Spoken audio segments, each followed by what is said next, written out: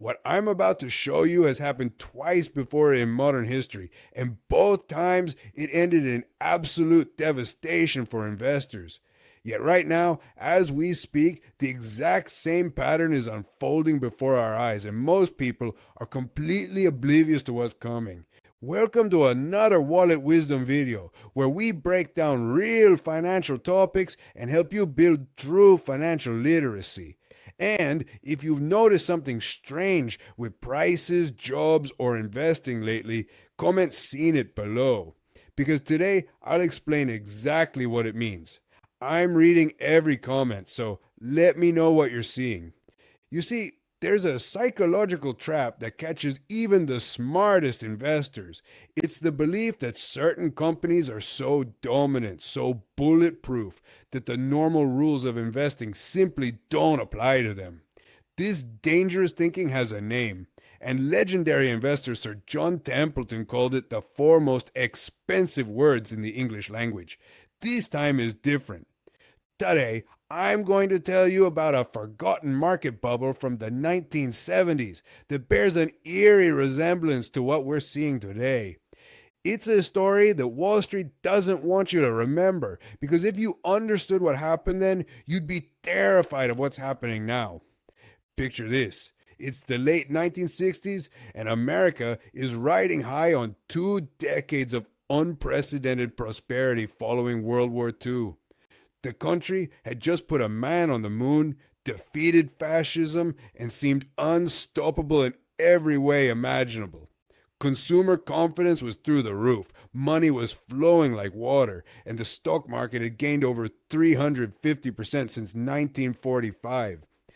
In this atmosphere of unbridled optimism, Wall Street developed what seemed like the perfect investment strategy. Instead of diversifying across hundreds of companies, why not just buy the absolute best ones and hold them forever? These became known as the Nifty 50, and they weren't some collection of risky startups or penny stocks. We're talking about household names like Coca-Cola, McDonald's, American Express, and dozens of other blue chip giants that generated massive cash flows and dominated their industries. The investment thesis was beautifully simple. These companies were so powerful, so entrenched, so obviously superior to their competitors that you only needed to make one decision about them: buy and never sell. They called them one decision stocks, and by the early 1970s, this strategy had become gospel on Wall Street. But here's where things get interesting and frankly terrifying. When something sounds like a no brainer investment with zero downside risk, that's usually your first warning sign that you're holding a financial grenade with the pin already pulled. By 1972, these Nifty 50 stocks weren't just expensive, they were priced as if the laws of physics had been suspended on Wall Street. While the overall market was trading at a reasonable 15 times earnings. These supposedly bulletproof companies had valuations that belonged in a fantasy novel. Coca-Cola was trading at 46 times earnings. McDonald's hit 86 times earnings. Polaroid reached 90 times earnings. On average, the entire Nifty 50 group was trading at 42 times earnings, nearly 3 times what the rest of the market considered reasonable.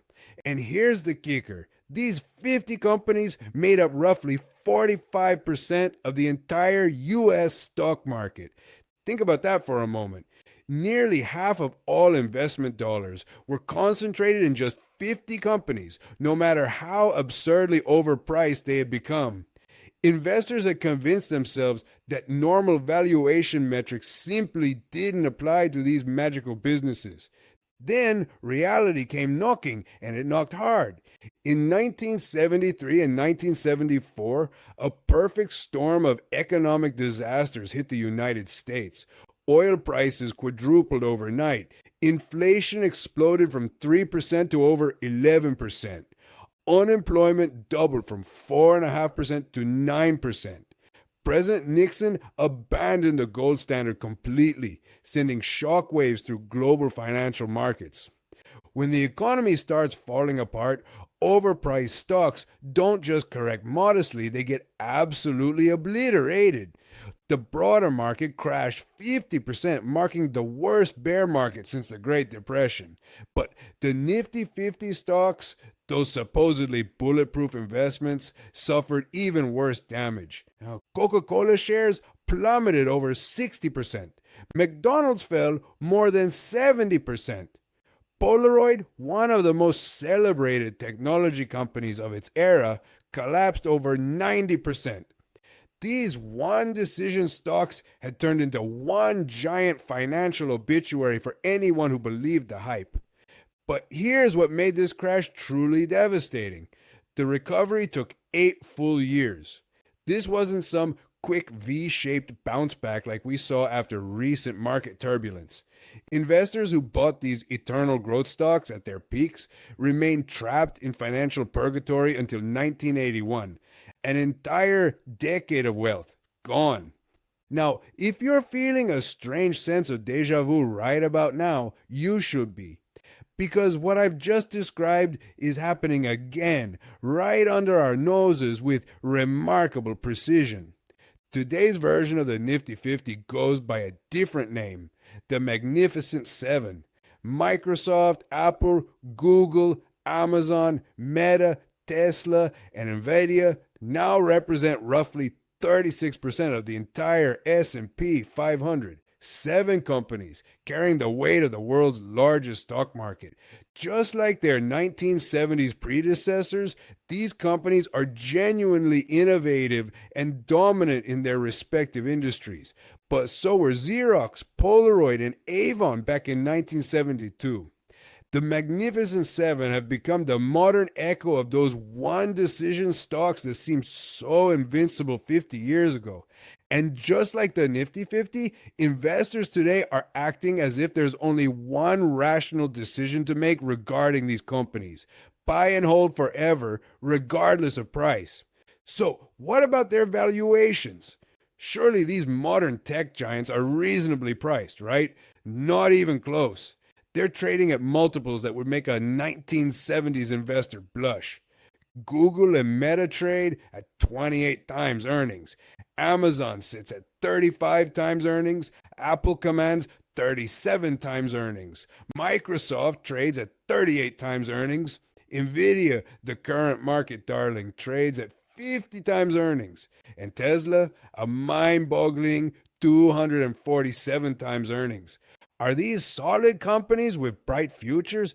Absolutely. Are they overpriced, overweighted in every portfolio, and worshipped as if they're immune to economic gravity? Also, absolutely. The parallels are so striking, it's almost comical. Just like in 1972, investors are telling themselves the exact same bedtime story. These companies are untouchable and will grow forever. The normal rules of valuation don't apply because technology has changed everything. Sound familiar? We're missing just a few macroeconomic dominoes to fall, and we could find ourselves right back where we were 50 years ago. Warren Buffett summed up this pattern perfectly when he observed that what we learn from history is that people don't learn from history. The setup is nearly identical: extreme market concentration in a handful of beloved companies. Valuations that assume perfection will continue indefinitely. An investing public convinced that this time really is different, and most importantly, a collective amnesia about what happened the last time we traveled down this road. I'm not predicting exactly when this bubble will burst or what specific events will trigger the next collapse, but I am saying that the patterns are unmistakable, the risks are enormous, and the vast majority of investors are sleepwalking into the same trap that caught their predecessors 50 years ago. The question isn't whether this bubble will eventually burst. Bubbles always burst. The question is whether you'll recognize the warning signs and position yourself accordingly, or whether you'll join the long list of investors who learned the hard way that gravity always wins in the end. So here we are once again, staring at a top heavy market, pretending valuations don't matter, and whispering those four most expensive words in the English language. This time is different. But as Jesse Livermore, one of history's most successful traders, once observed, there's nothing new on Wall Street. Whatever happens in the stock market today has happened before and will happen again. The only question is whether we're smart enough to remember the lessons his history has already taught us.